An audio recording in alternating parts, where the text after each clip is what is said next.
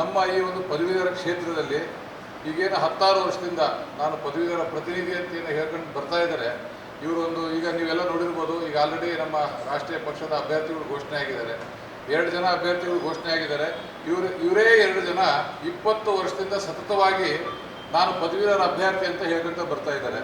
ಈಗ ನಮ್ಮ ಬಿಜೆಪಿಯಿಂದ ಬಂದಿರತಕ್ಕಂಥವರು ಏನು ಘೋಷಣೆಯಾಗಿ ಅಭ್ಯರ್ಥಿ ಬಂದಿದ್ದಾರೆ.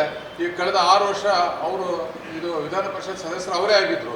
ಕಾಂಗ್ರೆಸ್ಸಲ್ಲಿ ಈಗ ಏನು ರಾಮೋಜಿಗೌಡ ಅಂತ ಅಭ್ಯರ್ಥಿ ಬಂದಿದ್ದಾರೆ. ಕಳೆದ 18 ವರ್ಷದಿಂದ ಪದವೀಧರ ಪ್ರತಿನಿಧಿಯಾಗಿ ಅವರು ಈ ಒಂದು ಭಾಗದಲ್ಲಿ ಓಡಾಡ್ತಾ ಇದ್ದಾರೆ. ಇವತ್ತು ಎಲ್ಲದಕ್ಕಿಂತ ಒಂದು ದುಃಖದ ಸಂಗತಿ ಏನಂತಂದರೆ, ನಮ್ಮ ಈ ಒಂದು ಪದವೀಧರ ಕ್ಷೇತ್ರಕ್ಕೆ ಕಳಂಕವನ್ನು ತರೋ ಕೆಲಸ ರಾಮೋಜಿಗೌಡರು ಮಾಡಿದ್ದಾರೆ. ನೀವೆಲ್ಲ ಮೊನ್ನೆ ಮಾಧ್ಯಮದಲ್ಲಿ ನೋಡಿದ್ದೀರಾ.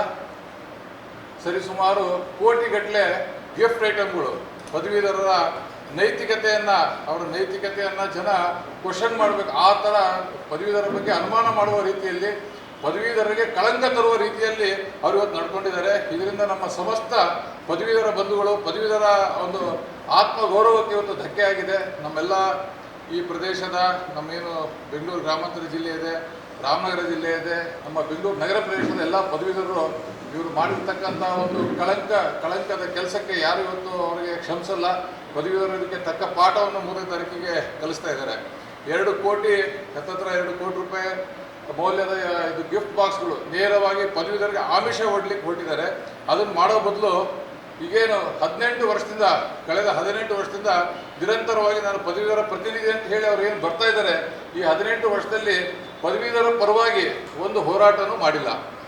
ಇವತ್ತೇನು ನಮ್ಮ ರಾಷ್ಟ್ರೀಯ ಪಕ್ಷದ 2 ಅಭ್ಯರ್ಥಿಗಳಿದ್ದಾರೆ, ಇವರುಗಳು ನಮ್ಮ ರಾಜ್ಯದಲ್ಲಿ 2,75,000 ಹುದ್ದೆಗಳು, ಸರ್ಕಾರಿ ಹುದ್ದೆಗಳು ಖಾಲಿ ಇದ್ದಾವೆ. ಈ ಯಾವ ಸರ್ಕಾರಿ ಹುದ್ದೆಗಳನ್ನು ಭರ್ತಿ ಮಾಡಿ ಅಂತಂದು ಒಂದು ಚಿಕ್ಕ ಹೋರಾಟನೂ ಈ 2 ಅಭ್ಯರ್ಥಿಗಳು ಮಾಡಿಲ್ಲ. KPSCಯಲ್ಲಿ ನಿರಂತರ ಹಗರಣ ಆಗ್ತಾ ಇದೆ. KPSCಯಲ್ಲಿ ನೀವು ನೋಡ್ತಾ ಇರ್ಬೋದು, 16 ವರ್ಷದಿಂದ KPSC ಅಂದರೆ ಒಂದು ಹಗರಣಗಳ ಒಂದು ದೊಡ್ಡ ಸಂಸ್ಥೆ ಯಾವ್ದಾರು ಇದೆ ನಮ್ಮ ರಾಜ್ಯದಲ್ಲಿ ಅಂತಂದ್ರೆ ಅದು KPSCಯಿಂದ ನೇರವಾಗಿ ನಮ್ಮ ಒಂದು ವಿದ್ಯಾವಂತ ವರ್ಗಕ್ಕೆ ಒಂದು ಏನು ಉದ್ಯೋಗ ಕೊಡುವ ಒಂದು ಸಂಸ್ಥೆ ಅದು. ಅಲ್ಲಿ ಸಾವಿರಾರು ಮಕ್ಕಳು ಇವತ್ತು ಬಹುಶಃ ಅಂಧಕಾರಕ್ಕೆ ಹೋಗ್ತಾ ಇದೆ. ಅದ್ರ ಬಗ್ಗೆ ಈ 2 ಕ್ಯಾಂಡಿಡೇಟ್ಗಳು ಏನು ಇವಾಗ 15-16 ವರ್ಷದಿಂದ ಇವರು ನಾವು ಪ್ರತಿನಿಧಿ ಅಂತ ಬರ್ತಾ ಇದ್ದಾರೆ, ಇವ್ರು 2 ಕ್ಯಾಂಡಿಡೇಟ್ಗಳು ಒಂದು ಶಬ್ದವನ್ನು ಮಾತಾಡಲಿಲ್ಲ, ಒಂದು ಹೋರಾಟವನ್ನು ಮಾಡಿಲ್ಲ.